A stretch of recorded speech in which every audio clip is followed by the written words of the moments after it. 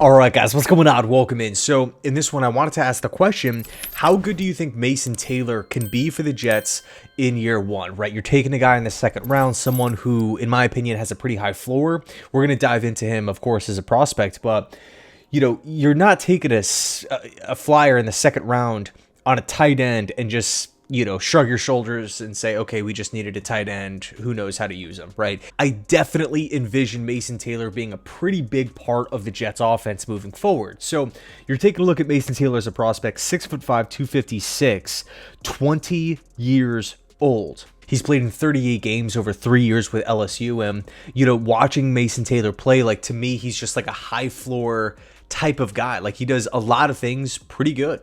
Right, he has good hands, he's good after the catch, he's an athletic tight end, ball skills, pretty good, body control, pretty good. I love the flexibility as well. You can line him up as like a traditional tight end, or you can line him up in the slot. I wouldn't be surprised if we see maybe Mason Taylor line up out wide. He's also coming off the best season of his career last year at LSU. 55 catches, 550 receiving yards, somewhere in that range, a couple of touchdown snags. I think Mason Taylor translates to the NFL pretty good. You know, I think there's a reason why Daniel Jeremiah, you know, kept talking about Mason Taylor potentially sliding up into the first round, right? Potential late day one type of addition to a team that needs a tight end. We know how Mason looks as a prospect, but specifically with the Jets, what can we really expect? Well, first things first, who's throwing him the football? It's Justin Fields. Fields is someone who's utilized the tight end position a lot throughout the course of his career. I did a whole video on it, right, in regards to the Jets potentially taking Tyler Warren with that 7th overall pick. But you go back to his rookie year, 2021, Cole Kmet, a good, solid young tight end, especially at that time, second in yards and catches on the football team. 2022, Justin Fields' second year at football. Cole Kmet first on the team in receiving yards, catches, and receiving touchdowns. 2023, Cole Kmet second in receiving yards, catches, and touchdowns. So we know Mason projects well to the NFL game. We know the Jets don't really have a plethora of weapons around Mason Taylor, so he's probably going to get a lot of looks naturally. And then you throw on top of it, we have a quarterback that really likes to throw the football to the tight end position over the middle of the field. And so we now look at where the Jets drafted him, right, in the second round. Is there carryover there? Is it one of those positions like quarterback where, you know, a lot of second round quarterbacks, it's kind of like no man's land? It's kind of a weird situation to be in, right, because they have the same expectations, but they're not the same type of prospect.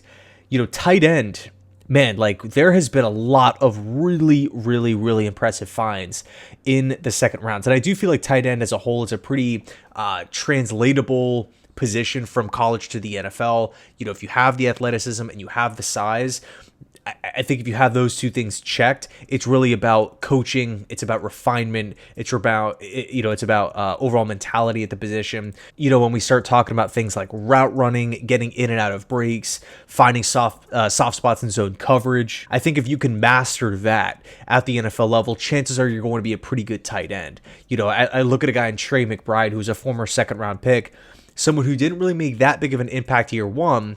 Year two rolls around, and it's just like, whoa, pretty impressive stuff. Cool. Year three rolls around, and McBride is all of a sudden racking up over 1,000 receiving yards, is one of the top 5 tight ends in football. This guy's just a machine out there, just such an electric player. You also have Sam Laporta of the Detroit Lions, 87 receptions, 889 receiving yards, and 10 touchdowns his freaking rookie year.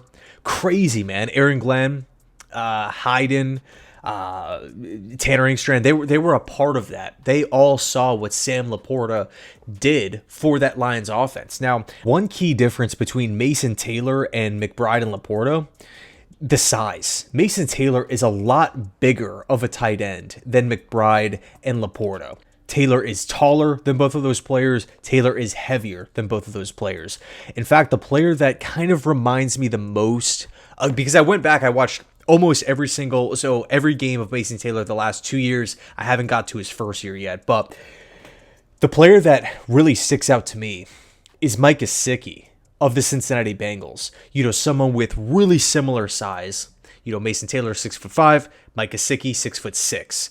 Mason Taylor, 250-ish, 254. Mike Gesicki, 250. Gesicki's just this kind of matchup nightmare, right? He's faster and quicker than linebackers in coverage, but he's bigger than defensive backs trying to cover them, right? Bigger, more physical.